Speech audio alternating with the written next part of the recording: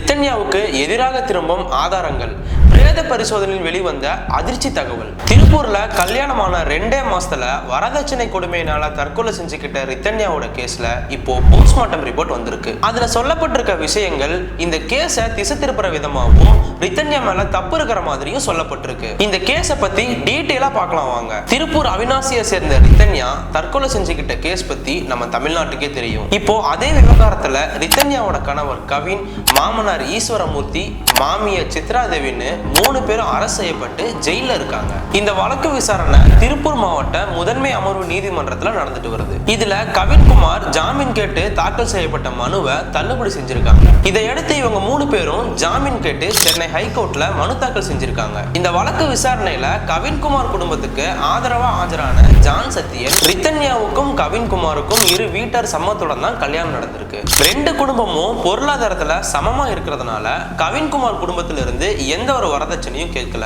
ஆனா போலீஸ் விசாரணையில எந்த ஒரு முகாந்திரமும் இல்லாம மனுதாரருக்கு எதிரான குற்றச்சாட்டுகளே பதிவாகி இருக்கு. முன்னாடியே ரித்தன்யாவுக்கு கல்யாணத்துல விருப்பம் இல்லைன்னு சொல்லியிருக்காங்க. 3 வருஷத்துக்கு முன்னாடியே தற்கொலை முயற்சியும் செஞ்சிருக்காங்க. அதனால மனுதாரர் மேல தப்பு இல்ல, அவங்களுக்கு ஜாமீன் தரணும்னு சொல்லி வாதாடி இருக்காரு. அப்புறம் ரித்தன்யா தரப்புல ஆஜரான மூத்த வழக்கறிஞர் அபுடுகுமார் ராஜரத்தினம் அவர் என்ன சொல்லியிருக்காருன்னா, ரித்தன்யாவோட கணவர், மாமனார், மாமியார் இவங்க 3 பேரும் உடல் ரீதியாகவும் மன ரீதியாகவும் கொடுமை பண்ணியிருக்காங்க. அந்த கொடுமை தொடர்ந்ததால வேதனை தாங்க முடியாம தற்கொலை செஞ்சுக்கிட்டாங்க. இதுல விரிவான விசாரணை நடத்தணும், அவங்களுக்கு ஜாமீன் கொடுக்கவே கூடாது, ஒருவேளை ஜாமீன் கொடுத்தா இருக்கிற சாட்சிகள் எல்லாம் அழிச்சிருவாங்க, அதனால கொடுக்கவே கூடாதுன்னு வாதாடி இருக்காரு. இறுதியா காவல்துறை தரப்புல ஆஜரான அரசு வழக்கறிஞர் சந்தோஷ் இந்த வழக்குல ஆர்டிஓ விசாரணைக்கு உத்தரவிடப்பட்டு அவர் விசாரணை பண்ணி எந்த ஒரு வரதட்சணை கொடுமையும் நடக்கலன்னு அறிக்கை கொடுத்திருக்காரு. அதோட ரித்தன்யாவோட போஸ்ட்மார்ட்டம் ரிப்போர்ட்டும் வந்திருக்கு.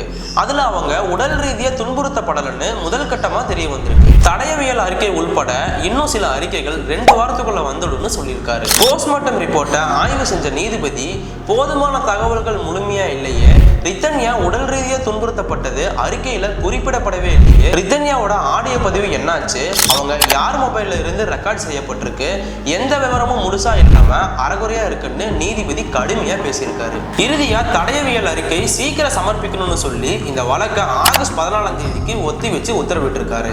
இந்த வழக்குல சமர்ப்பிக்கப்பட்ட ஆதாரங்கள் எல்லாமே ரித்தன்யாவுக்கு எதிராக திரும்பி இருக்கிற நிலையில இந்த விவகாரம் இப்போ தீவிரமாகி இருக்கு. இந்த கேஸ் ஹியரிங் பத்தின உங்க கருத்தை கமெண்ட்ல சொல்லுங்க. ரித்தன்யா வழக்கு தொடர்பான அப்டேட்களை தெரிஞ்சுக்க தெற்கின் குரல் சேனலை ஃபாலோ பண்ணிக்கோங்க.